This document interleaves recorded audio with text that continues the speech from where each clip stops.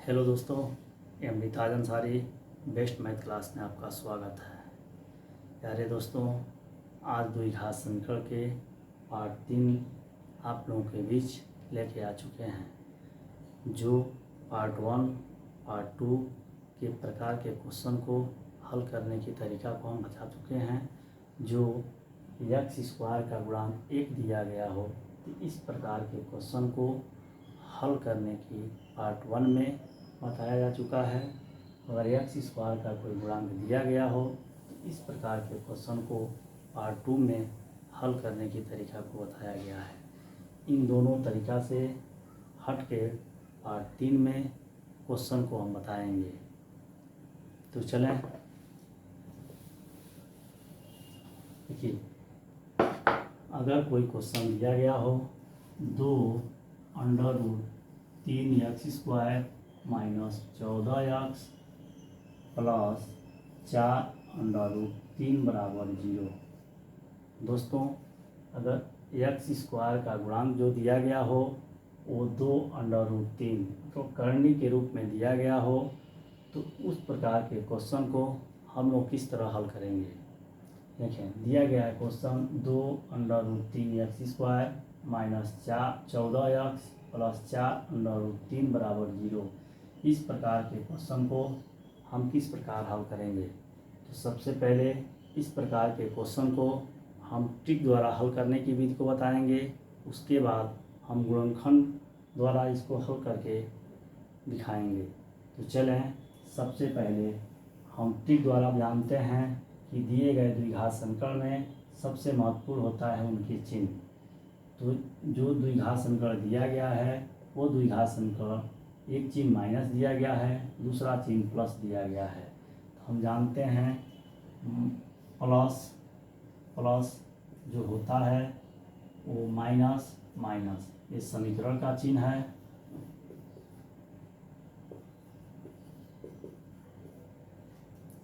ये मूलों का चिन्ह है।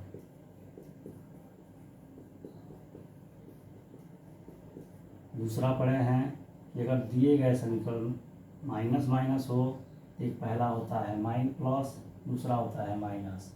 तीसरा पढ़े हैं एक मूल माइनस दिया गया हो, एक प्लस दिया गया हो तो होता है प्लस प्लस। चौथा पढ़े हम लोग एक प्लस में दिया गया हो, एक माइनस में दिया गया हो तो पहला होता है माइनस, दूसरा होता है प्लस। ये दिए गए समीकरण मतलब जो समीकरण दिया जाता है उनका चिन्ह है। अगर जो समीकरण दिया गया हो उनका चिन्ह प्लस और प्लस हो तो जो मूल प्राप्त होंगे इन समीकरण को जो हल करेंगे जो चिन्ह आएगा वो दोनों माइनस में आएगा। दूसरा कहता है अगर दिए गए समीकरण में दोनों चिन्ह माइनस हो तो पहला मूल प्लस में होगा, दूसरा मूल माइनस में होगा। तीसरा कहता है अगर ये समीकरण एक माइनस में हो एक प्लस में हो तो उसका जो मूल होगा दोनों प्लस में होगा। चौथा कहता है एक प्लस में हो एक माइनस में हो तो मूल जो प्राप्त होंगे उनका एक चिन्ह माइनस होगा, दूसरा प्लस होगा। तो देखें, समीकरण दिया गया है 2√3x² माइनस 14x प्लस 4√3 बराबर 0। तो सबसे पहले जो क्वाड्रेटिक इक्वेशन दिया गया है, जो द्विघात समीकरण दिया गया है उनको चिन्ह को देखते हैं। तो पहला दिया गया माइनस, दूसरा दिया गया प्लस। तो इस सारणी में देखेंगे पहला माइनस यह है और दूसरा यह है। तो हम जानते हैं जो मूल प्राप्त होंगे वो प्लस में होंगे।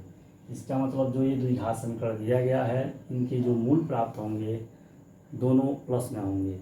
तो इसको हल करने से पहले एक्स स्क्वायर का जो गुणांक दिया जाता है इन गुणांक को लास्ट पद में ले के गुणा करते हैं। तो 2√3 गुणे 4√3।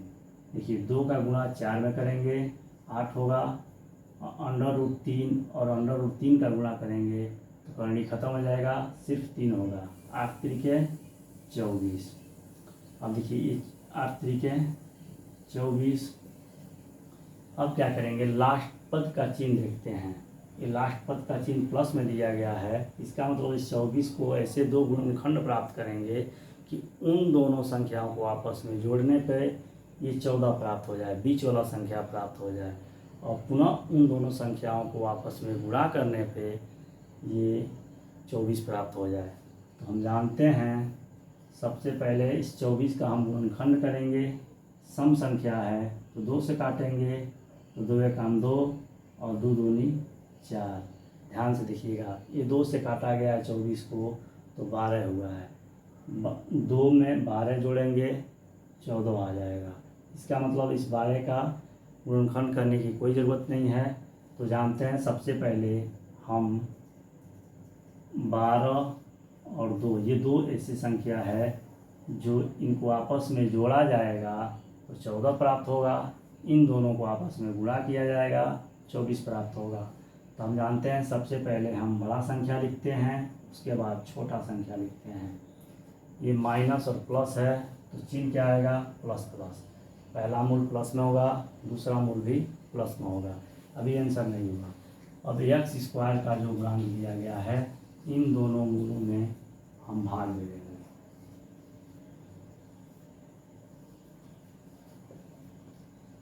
2 से 12 को काटेंगे, 4 बार में कटेगा, 4/√3 और 2 से 2 को काट देंगे, 1/√3।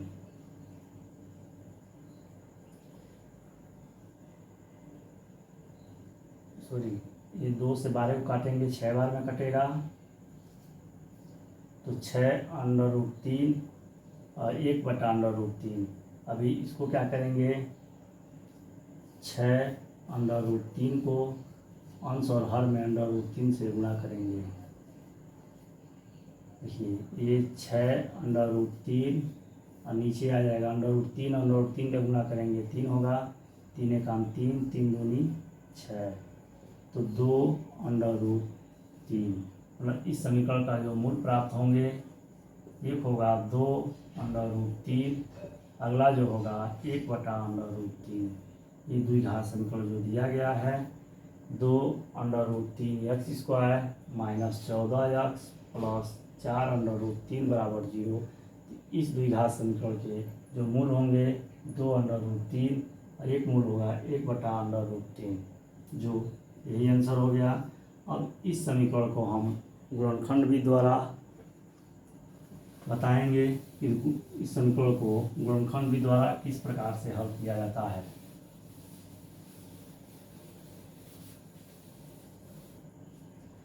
देखिए दिया गया है question, 2√3 x square minus 14x plus 4√3 बराबर 0। इसको गुणनखंड भी द्वारा हल करके दिखाएंगे। देखिए एक्स स्क्वायर का जो गुणांक दिया गया है, सबसे पहले लास्ट पद में गुणा करते हैं, तो 2√3 गुणे 4√3। देखें ये 2 का गुणा हम 4 में करेंगे, 8 होगा, अंडर रूट का गुणा अंडर रूट में करेंगे तो अंडर रूट खत्म हो जाएगा, जो अंडर रूट की संख्या रहेगी वो लिख लेंगे। 8 का गुणा 3 में करेंगे, 24 होगा। अब इस 24 को ऐसे 2 भागों में तोड़िए कि जोड़ने पे ये 14 हो जाए। क्यों जोड़ने पे, कि लास्ट संख्या के जो चिन्ह दिया गया है वो प्लस में दिया गया है। तो 24 को तोड़ेंगे, 12 और 2 में टूटेगा, 12 और 2 को जोड़ेंगे 14 होगा। अब 12 और 2 का गुणा करेंगे तो 24 होगा। हम लिखेंगे 2√3 x square minus 12 plus 2 x plus 4√3 बराबर 0।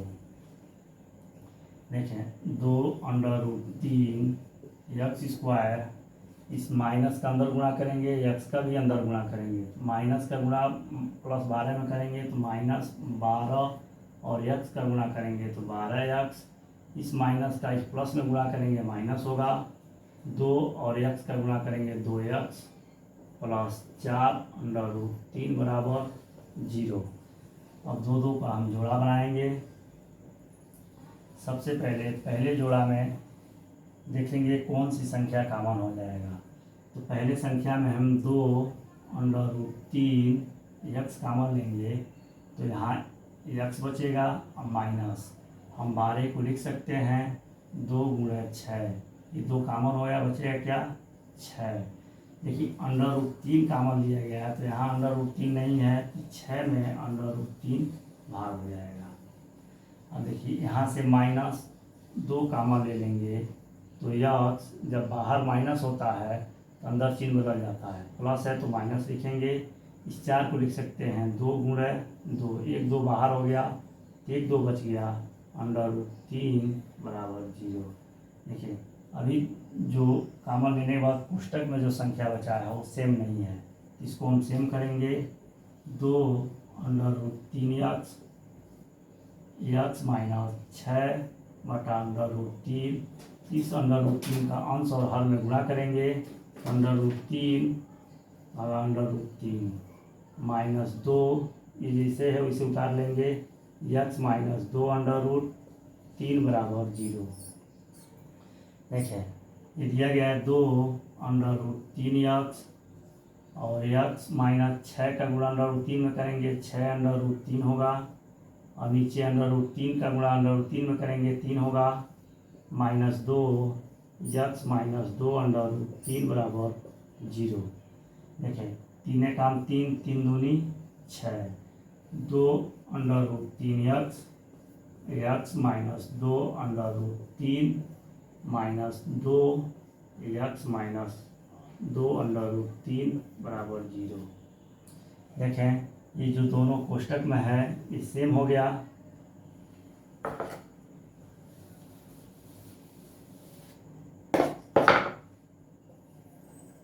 तो जो कॉमन लिया गया उसको एक कोष्टक में लिखेंगे, 2 √3x -2, इस वाले संख्या को और इस संख्या को एक कोष्टक में लिख लिए हैं, और जो कोष्टक में है उसे एक कोष्टक में लिख लिए हैं।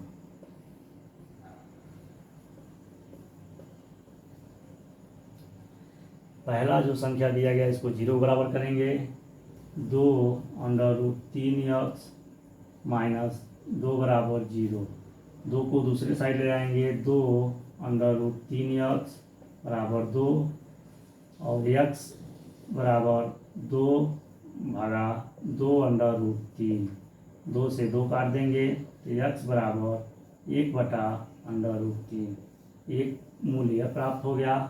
दूसरा क्या करेंगे, इसको 0 बराबर करेंगे, x माइनस 2 √3 बराबर 0, x बराबर इस -2 √3 को दूसरे साइड ले आएंगे, 2 √3, ये द्विघात समीकरण के मूल जो होंगे 1 बटा √3 और 1 2 √3, ये आंसर हो गया। ये गुणनखंड भी द्वारा इस तरह हल किया जाएगा और टिक द्वारा जो बताए हैं इस तरह का क्वेश्चन को हल किया जाएगा। चलें अगला क्वेश्चन देख लें।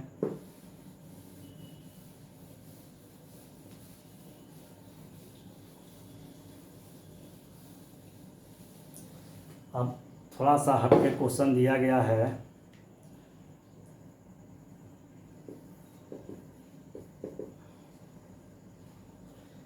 चार x square plus 4 √3 x plus 3 बराबर 0। दिया गया question 4x square plus 4 √3 x plus 3 बराबर 0। सबसे पहले इस क्वेश्चन को हम टिक द्वारा हल करेंगे, उसके बाद हम गुणनखंड द्वारा हल करेंगे। चलें सबसे पहले हम बताए हैं कि दिए गए समीकरण में चिन्ह को देखते हैं कि जो समीकरण दिया गया उस किस चिन्ह में है। जानते हैं कि दिए गए समीकरण का चिन्ह प्लस और ये भी प्लस, तो हम जानते हैं सारणी में प्लस और प्लस जब मूल होंगे, प्लस और प्लस जो दिया गया है इसका जो मूल होंगे माइनस माइनस होगा। अगर यही माइनस और माइनस दिया गया हो तो एक प्लस होता है एक माइनस होता है, वही एक माइनस दिया गया और एक प्लस दिया गया हो तो मूलों का जो चिन्ह होगा प्लस प्लस होगा। एक प्लस दिया गया हो एक माइनस दिया गया हो तो मूलों का जो चिन्ह होगा एक माइनस होगा एक प्लस होगा। ये दिया गया है, ध्यान से देखिए, ये 4x² प्लस 4√3x प्लस 3 बराबर 0। सबसे पहले हम x² का जो गुणांक दिया गया है उसको लास्ट पद में ले आके गुणा करते हैं। तो लास्ट अंक में गुणा करेंगे तो 4 × 3 बराबर 12। ध्यान से देखिए, ये जो दिया गया है, अब इस 12 को ऐसे दो भागों में तोड़ेंगे कि उन दोनों संख्या को आपस में जोड़ने पर, क्योंकि यह प्लस दिया गया है, आपस में जोड़ने पर 4√3 प्राप्त हो जाए। तो इस 12 को हम जब भी दो भाग में तोड़ेंगे तो 4 तो प्राप्त हो जाएगा, लेकिन √3 नहीं प्राप्त होगा। तो सबसे पहले यहाँ √3 हम लिख लेंगे। अगर यहाँ √4 रहेगा तो √4 लिखेंगे, √5 मतलब जितना रहेगा उतना हम लिख लेंगे। जितना ये अंडर में जो संख्या दिया जाएगा, ये पहला और लास्ट पद का जो गुणा किए हैं, जो गुणनखंड प्राप्त हुआ है, करड़ी के अंदर जो संख्या दी गई है उस संख्या से इसमें भाग दे देंगे। ये 12 प्राप्त हुआ है, इसमें हम भाग देंगे। अगर यहाँ 4 है, अगर यहाँ 4 दिया गया हो तो 4 से भाग देंगे, 10 रहेगा 10 से भाग देंगे। 3 ने काम 3, 3 चौको 12, ये 4 आ गया। अब इस 4 को ऐसे दो भागों में तोड़िए कि उनको आपस में जोड़ने पर सिर्फ ये 4 आए। ये √3 मत ध्यान दीजिए, क्योंकि √3 लिखा जा चुका है। तो 4 को दो भागों में तोड़ेंगे तो 2 काम 2 दूनी 4, 2 में 2 जोड़ेंगे 4 होगा। तो जानते हैं वो दो संख्या 2 और 2 है। तो पहला यहाँ 2 लिख लेंगे, एक 2 यहाँ लिख देंगे। देखिए 2√3 और 2√3 को जोड़ेंगे तो 4√3 प्राप्त हो जाएगा। अब क्या करेंगे, x² का जो गुणांक दिया गया है उस गुणांक को पहले मूल में भी भाग देंगे और दूसरे मूल में भी भाग देंगे। पहला मूल 2 काम 2, 2 दूनी 4, इसमें 2 काम 2, 2 दूनी 4, जो एक आ गया आंसर √3/2, एक आ गया √3/2। अब क्या करेंगे, अब इस द्विघात समीकरण के जो मूल प्राप्त हुए हैं वो मूलों का चिन्ह लगाएंगे। देखिए ये समीकरण प्लस और प्लस में दिया गया है, तो हम जानते हैं प्लस और प्लस जो दिया जाता है तो मूल जो होते हैं किस में होंगे, माइनस माइनस में। ये भी माइनस होगा, ये भी माइनस होगा। तो जो मूल होगा एक -√3/2 होगा, एक होगा -√3/2। इसको एक बार और समझ लें। अगर 4x² प्लस 4√3x प्लस 3 बराबर 0 इस तरह के क्वेश्चन दिया गया हो तो सबसे पहले हम टिक द्वारा हम क्या करेंगे, x² के गुणांक को लास्ट पद में गुणा करेंगे। 4 × 3 बराबर 12। अब अंडर रूट में जो संख्या दिया जाता है उस संख्या से इस 12 में भाग दिया गया है तो 4 बार में कटेगा। अब इस 4 को ऐसे दो भागों में तोड़िए कि उनको आपस में जोड़ने पर, अगर यहाँ माइनस रहेगा तो उन संख्या को आपस में घटाने पर 4 प्राप्त होना चाहिए। अगर प्लस है तो जोड़ने पर 4 प्राप्त होना चाहिए। तो √3 को हम पहले लिख लिए हैं। अगर यहाँ √4 रहेगा 4 को लिख लीजिएगा, √5 रहेगा 5 लिख लीजिएगा। तो √3 और √3 पहले से लिख दिया हूँ। तो दो मूल जो होंगे, दो गुणनखंड जो है 2 और 2 है, तो 2 और 2 अंडर के पहले लिख लेंगे। इनको जब आपस में हम जोड़ेंगे तो 4√3 प्राप्त हो जाएगा। अब क्या करेंगे, x² के गुणांक को हम पहले मूल में भाग दे दिया गया है, x² के गुणांक को दूसरे मूल में भाग दे दिए हैं। 2 काम 2, 2 दूनी 4, तो √3/2 आ गया। और 2 से 4 को काटेंगे, 2 बार में कटेगा, √3/2। अब ये समीकरण जो दिया गया है प्लस में है तो मूल जो होंगे वो माइनस में होंगे। तो पहला मूल भी माइनस में होगा, दूसरा भी मूल माइनस में होगा। चलें इसी तरह एक क्वेश्चन इस पर और देख लिया जाए इस तरह का। चलें एक और क्वेश्चन दिया गया है, x² प्लस 2 √2x -4 बराबर 0। देखें, हम बताए हैं सबसे पहले जो समीकरण दिया जाता है उन समीकरण का चिन्ह देखते हैं कि वो किस चिन्ह में दिया गया है। तो पहला दिया गया है प्लस और दूसरा दिया गया है माइनस। तो हम जानते हैं अगर प्लस और माइनस हो तो मूल जो होंगे एक माइनस में होगा, एक प्लस में होगा। तो पहला रूल कहा जाता है कि एक्स स्क्वायर का जो गुणांक दिया गया है उस गुणांक को लास्ट पद में गुणा करते हैं।